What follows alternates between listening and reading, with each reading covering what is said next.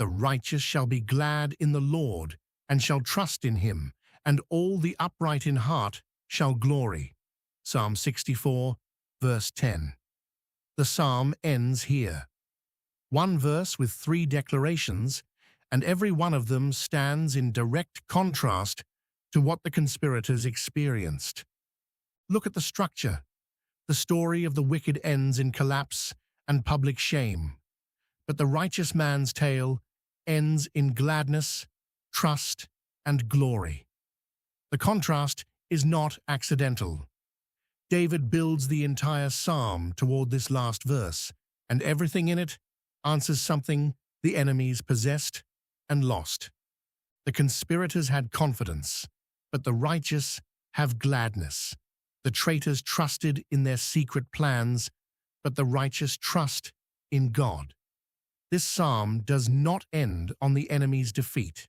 It concludes with what the righteous possess because God acted. The righteous shall be glad in the Lord.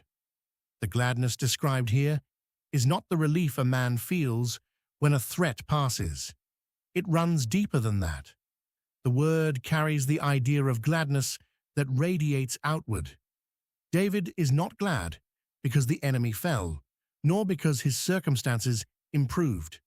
The source of the gladness is God himself. David anchors the righteous man's joy in the character and person of God, not in resolving a crisis. A man whose gladness depends on his enemies falling will find his joy unstable, rising and falling with each new threat.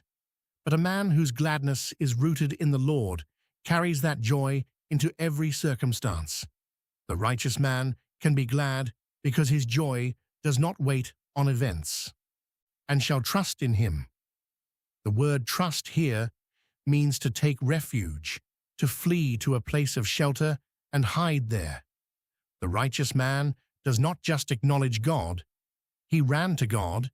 The conspirators ran to their secret counsel and their sharpened words. The righteous man ran to God. This is the same God who shot the arrow in verse 7, the same God who turned the enemy's tongues back upon themselves. The righteous man trusts in God, who has already proven his precision and power.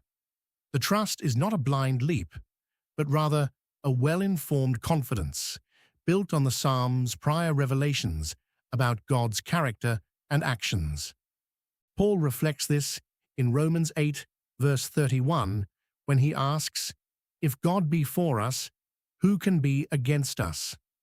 The righteous man's trust rests on this truth. Conspirators gathered against David, sharpened their weapons, and released their arrows, but God acted.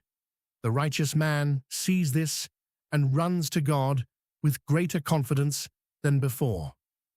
And all the upright in heart shall glory. The upright in heart make their boast in public, but notice what they boast in, not in their own survival, nor in their enemy's defeat. Rather, they glory in God. Jeremiah 9 verses 23 to 24 captures the same truth. Let not the wise man glory in his wisdom, neither let the mighty man glory in his might. Let not the rich man glory in his riches, but let him that glorieth glory in this, that he understandeth and knoweth me. The upright in heart are those whose inner life matches their outer confession. Their hearts are not divided between God and the world's false securities. Their boast and their trust point in the same direction. The psalm that opened with David asking God to hear his complaint closes with the righteous rejoicing, trusting, and glorying in God.